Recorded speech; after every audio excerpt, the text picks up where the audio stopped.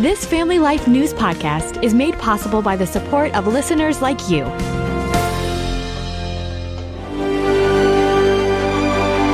Welcome back to another edition of Hometown Heroes on Family Life. I'm Mark Webster, and this week's guest is Jenn Boyd of Pennsylvania-based Hope Walks, providing hope and healing for young victims of clubfoot. What is clubfoot? How common is it? Every 3 minutes, one child around the world is born with clubfoot. And clubfoot is when one or both feet are turned in and downwards. And if they don't get treatment when they're a baby, they can grow up to have extreme pain, be unable to walk, run, play. A lot of people will end up begging on the sides of the street. It kind of really destroys families in the countries that we work in. In the United States, it's also common, but in the U.S., it can be diagnosed in utero. Then they can start the treatment after the child is born.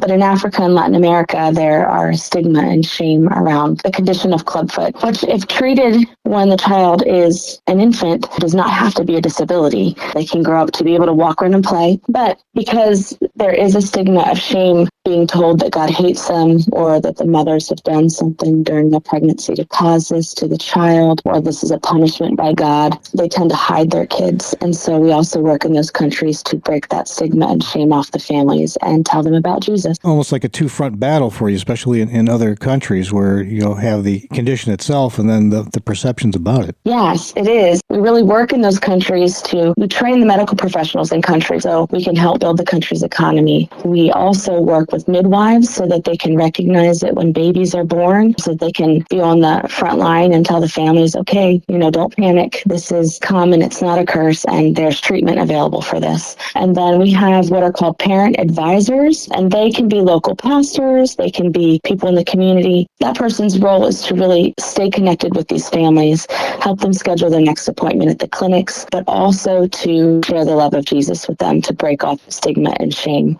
It's really amazing to see these families come in at the beginning and they feel so heavy, and then after they start receiving the treatment and they realize that their child does not have to grow up with a disability and that there are lies that were not true, and they end up having a community of people who are like them, and they learn about the love of Jesus. And it's really amazing to see these families just come back to life. It's a privilege and an honor to help these children physically heal, but also get to really see the family's lives heal. The good news, if you will, is that it's treatable, and it sounds like timing really is of the essence, too. The earlier, the better. It truly is, because, the bones are more flexible in the children when they're small, and so you want to try and get them as young as possible.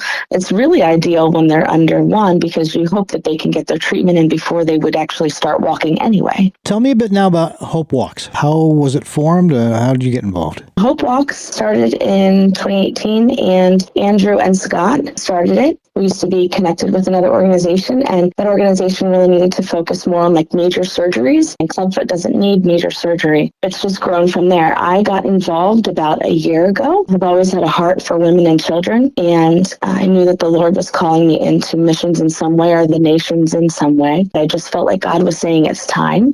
The brace painting portion of this just really hit my heart too, because I love art and being creative. And I thought, well, how cool is that to have God provide an opportunity? The brace painting program in particular. Tell me a little bit more about the brace painting program. The braces themselves, we actually paint right now for 3 countries: Ethiopia, Kenya, and Rwanda. The countries actually prefer to have their leather painted, so they will ship us leather from their country, and then we put the brace painting bags together. And then the brace painting kits, every kit will have 3 paint pens that we provide, the brace leathers for the left and the right foot, as well as wet wipes and some information. We'll give a variety of colors if it's a paint party, so that everybody can share the different colors. And then they'll paint the braces for the children and then ship them back. The donations that people send back to paint, we ask for a $20 donation per kit, actually covers the cost of the brace for the child. When they paint and they donate to paint, they are blessing the child with this beautifully hand-painted brace, as well as the cost of the brace itself. And then we will ship that out to Africa. And when it gets to Africa, it will be handmade into a brace. And then we will take a picture of that brace and send it via email to the person who painted it, so they will get to see their brace actually made. And then when it's given to a child, if the mother and the father give us permission to take pictures of their child, we will take a picture of the child wearing the painted brace and send that to the painters as well.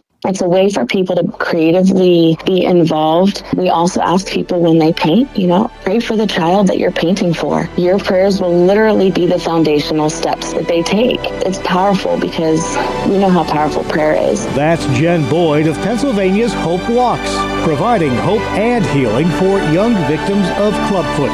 Please join us again next time as we search for your home, your town, your hero. It's Hometown Heroes on Family Life.